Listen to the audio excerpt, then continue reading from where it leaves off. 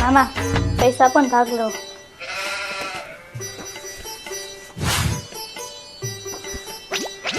મામા પૈસા પણ ભાગ લો. બહુ ભાગ ખાતો હો તું.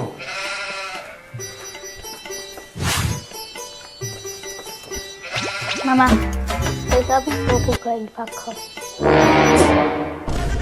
આ હું ચાલુ કર્યું તે ઘડીએ ઘડીએ રોટલા શાક ખાવું નહીં જાવ ની ભૂખ લાગી હોય તો નકરા પેકેટ જ ખાવા છે.